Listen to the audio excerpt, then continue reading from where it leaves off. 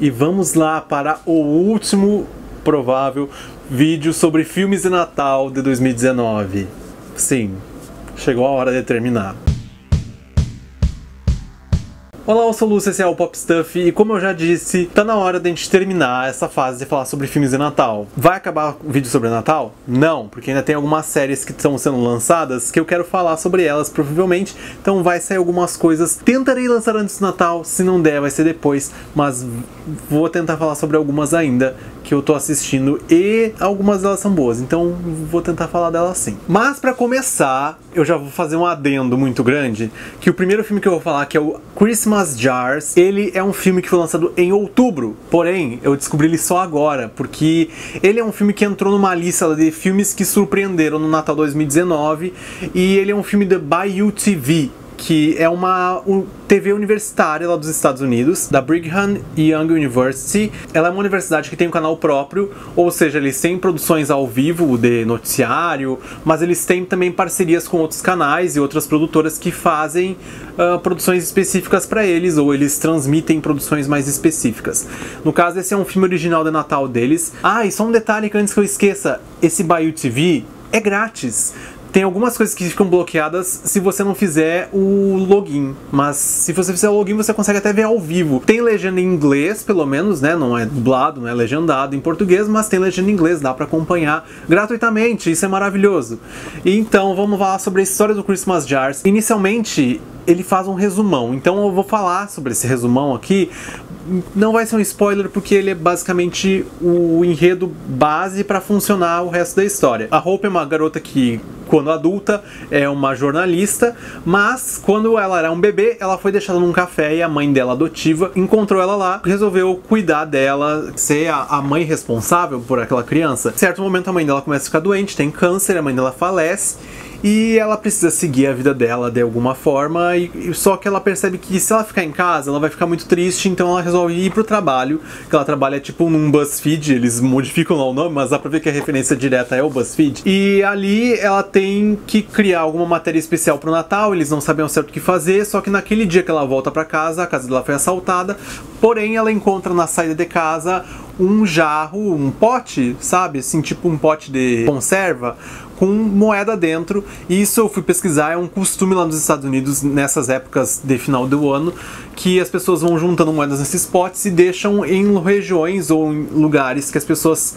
podem estar necessitadas de alguma coisa. Seria tipo um presente, uma doação. De forma anônima, sem se identificar, só deixam ali, às vezes deixam uma cartinha. E isso instiga ela, como uma jornalista, a entender o porquê que aquilo ali estava perto da casa dela. E também de ir buscar pessoas que fazem esse tipo de atividade, que participam, né, ou que foram beneficiadas de alguma forma com isso. Nessa pesquisa ela conhece a família Maxwell, que recebe ela, é super atenciosa, e ela se sente em família, porque eles são muito queridos com ela, comentam tudo com ela, só que eles não sabem que ela tá fazendo uma matéria e que ela iria publicar aquela matéria. E ela acaba se apegando a eles, e em certos momentos eu jurei que ela ia ser filha deles perdida ali, descobri que ela era filha deles, mas não é essa situação, tá? Já vou dar esse spoiler aí pra você.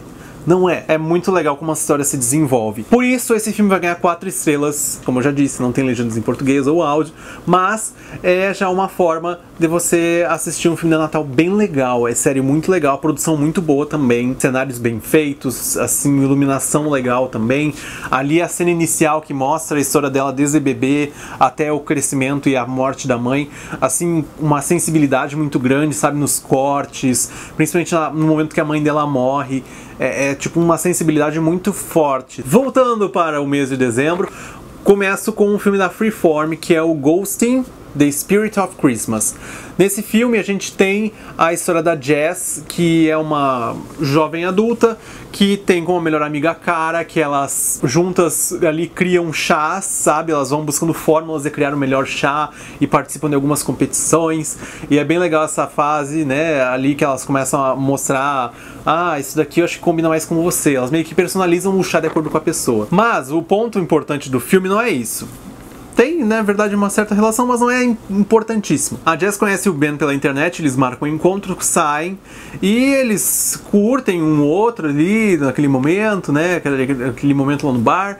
Só que no momento que eles estão voltando pra casa, eles começam a se mandar mensagem e estão o quê? Dirigindo, obviamente, cada um no seu carro. O que acontece com a menina Jess? Sofre um acidente de carro e morre. Só que a Jess, ela aparece como um fantasma. No caso, só duas pessoas conseguem ver ela, que é a Kara, que é a melhor amiga, e o Ben, que é o date, o último date dela. Eles começam a achar que estão meio doidos, mas começam a perceber que aquilo ali faz sentido, e na verdade o título ele faz relação dupla, né? O ghosting, no caso, o momento que é aquilo da internet que tu manda uma mensagem pra alguém, a pessoa não te responde, ou você está sendo o ghosting, né? No caso, não está respondendo para a pessoa. Também o ghosting no caso do fantasma em si, como uma presença ali que consegue se comunicar com o humano. Não vejo ele como um filme de Natal, porque ele traz a temática natalina muito assim por trás. Acho que é por ser um filme da Freeform, eles trazem esse pensamento que não precisa ser um filme exatamente natalino, e por isso eu vou dar 3 estrelas pra esse filme. Talvez eu tenha pensado em dar 2, mas considerando alguns dos filmes que eu assisti essa semana, ele merece 3, tá? Só pra deixar isso claro. Ah, e uma coisa, o fim, eu não tava esperando aquele fim. Dá uma inversão assim numa situação que é bem surpreendente, mas eu acho que vale a pena pra você que vai assistir prestar atenção naquele finzinho ali. É legal, eu acho que o fim vale a pena, pelo fim vale a pena. Agora as coisas vão começar a dar uma desandada, e assim ó, podia ser pior, tá? Porque eu selecionei algumas coisas do melhor do pior, porque essa semana lançou tanto filme ruim, mas no caso esse daqui que é o Christmas on the Range. Ele é um filme que lançou direto no digital ou mídia física lá nos Estados Unidos, e ele é basicamente um filme que é lento, chato, que fala sobre uma briga familiar, de relacionamentos antigos que as pessoas escondem, e também sobre venda de terrenos, essas coisas assim. Também tem uma fase lá que eu acho que é a fase mais interessante, que eles têm que fazer toda uma organização para a fazenda virar uma fazenda orgânica, ter uma plantação orgânica para ser aprovado dentro de uma regra lá. Eu não entendi, vou ser sincero, eu não entendi direito esse filme. Eu já vou dar a nota dele, que é 1 estrela. E assim, eu peguei esse filme pra assistir principalmente porque a atriz que faz a Kendall, ela fez o A Random Act of Christmas, que é um filme bem legal da Lifetime, e eu achei que por ter ela no filme, o filme poderia ser relativamente bom. A atuação dela é legal, mas tipo, o filme é chato, é lento. Não curti, infelizmente. Fica por uma próxima. Agora vamos para um próximo que também não é tão bom assim. Fui assistir por quem? Por Dolly Parton. Eu já me botei no perigo de assistir um filme da Hallmark e ser ruim. Ele é basicamente um serviço para divulgar Dollywood, que no caso tem relação no título do filme, e Dollywood, caso você não saiba, é o parque de diversões da Dolly, que ela tem no Tennessee.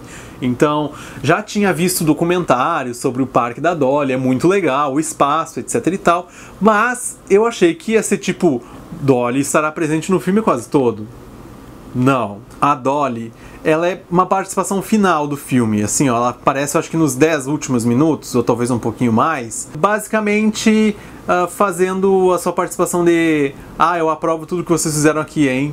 O trabalho de vocês foi ótimo, porque o filme fala sobre a Rachel, que é uma produtora que veio da Broadway pra produzir o Natal ali em Dollywood. No caso, ela passa por tipo uma concorrência, ganha aquela concorrência e começa a trabalhar com o Luke, que é tipo o diretor criativo de Dollywood.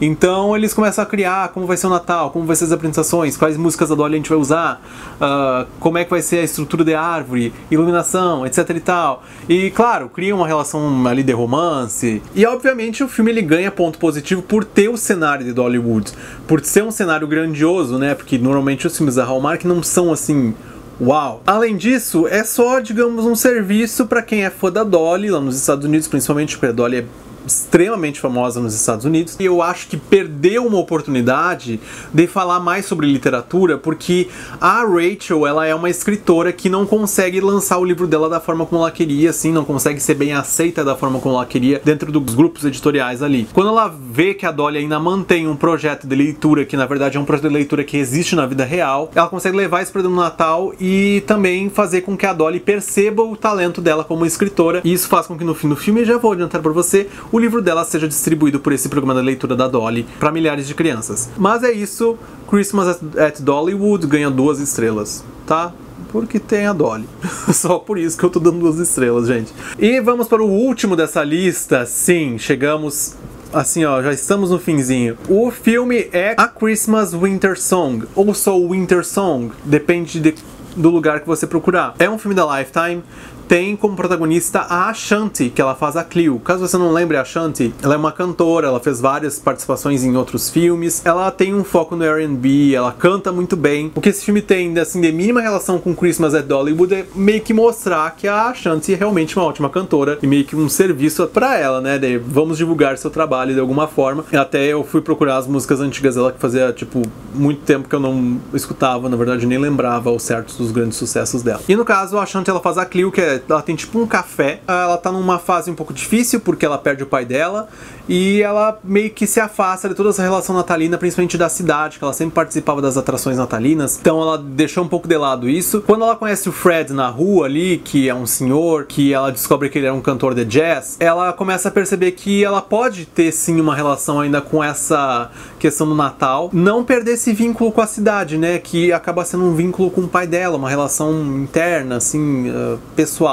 Só que ela também descobre que o Fred, ele tá doente, e ele também tá com uma dificuldade de relacionamento com a filha dele, que é a Mia. O relacionamento é tão distante que ele mal conhece as netas, que é a Simone e a Olivia. Então ela meio que colabora com isso, de mostrar pra ele que ele tem condições de fazer um tratamento de saúde, a vida dele pode ser melhor, principalmente se ele conseguir manter esse contato com a filha dele, que ele perdeu, e ele não se esforçava talvez o suficiente porque ele tinha medo da reação dela, que a reação da filha era um pouco agressiva, principalmente porque a forma como ele deixou a família também foi um pouco, assim, difícil. Mas, assim, o filme ele tem uma boa história, não vou negar, até porque eu tô dando 4 estrelas pra ele. Mas ele é basicamente um serviço pra mostrar como a Ashanti canta bem, e ela canta muito bem. Ela é tipo uma incrível cantora de R&B que foi esquecida por muito tempo, então eu espero que esse filme colabore de alguma forma pra ela voltar pro acesso do público, sabe? Que o público volte a escutar a Ashanti. Eu fui uma pessoa que fui atrás das músicas dela mais uma vez, sabe? Depois de muitos anos que, tipo, mal vi a divulgação dela, fui ali atrás, e ela tem músicas muito boas, um R&B muito bom. Mas, como eu disse, esse era o último filme que eu tinha anotado. Claro que tem mais alguns filmes lançando pela Lifetime, pela Hallmark, mas pra mim acabou, porque, gente, eu anotei aqui 27 filmes que eu assisti do início ao fim e comentei aqui no canal. Tipo, é muito filme de Natal, Ainda tinha 2 filmes que acabaram caindo fora, que é o Natal Sangrento, que ele é um filme que estreou lá nos Estados Unidos, ele é um remake. Aqui no Brasil ele tinha previsão de lançamento pro dia 12, mas a Universal Pictures cortou. Não sei se eles perceberam a repercussão que tinha lá nos Estados Unidos, que não foi muito boa, então eles cortaram. Provavelmente vai chegar só no digital e nem sei se mídia física vai ter. Eu imagino que não vai ter nem mídia física pra ele. Mas é o Natal Sangrento, então se você quiser lá pesquisar aí mais sobre o filme, procura, ou se quiser procurar a versão original também é uma opção. E também tínhamos um filme nacional de Natal que era para ter estreado esse ano, que é o 10 Horas para o Natal. Ele é um filme que eu vi a divulgação, vi bastidores, acompanhei ali pelo Instagram, sabe, as coisas, mas teve um problema com a Ancine, que não liberou os documentos a tempo para o filme entrar em circuito. Então tivemos o cancelamento do lançamento desse filme em 2019, mas ele já está basicamente pronto para lançar em 2020, então teoricamente ele chega aos cinemas em 2020, e é torcer que, né, por ser um filme nacional, focando no Natal, ele tem uma repercussão legal e um espaço legal nos cinemas, né? Eu não sei como é que vai ser a programação dos cinemas no fim do ano que vem. Esse ano a gente tá bem doido, né? Porque temos agora Star Wars, mais pra frente temos Frozen, mas talvez pro ano que vem melhore. Ah, e outra dica rapidinha, que eu acabei assistindo esse filme achando que ele era de Natal, mas não era. Ele é um filme de ação de graças. Também é da Freeform, que é o Turkey Drop. Procura aí pra assistir, ele é um filme bem legal mesmo, se você gosta dessa temática de festas, né? E eu acho que ele compensa, assim, em questão de mostrar um filme bem contado. É isso que eu tenho pra finalizar esses vídeos de Natal. Muito obrigado a todos que acompanharam. Eu sei que muita gente talvez tenha sentido falta de ver vídeos individuais para cada filme, mas por uma questão de quantidade de filmes que eu assisti, de tempo, fazer ele em grupo, assim, com vários filmes, fazia mais sentido pra mim esse ano e me ajudou também a pensar em como eu quero criar o conteúdo pro ano que vem, que eu já tenho algumas ideias aqui anotadas sobre algumas temáticas de alguns filmes que eu vi esse ano e, se der tudo certo, pretendo trazer de uma forma diferente ano que vem outros assuntos fora filme. Mas muito obrigado a todos que acompanharam, não esqueça de deixar seu comentário, fazer sua inscrição, deixar seu like, a gente se vê no próximo vídeo. Tchau!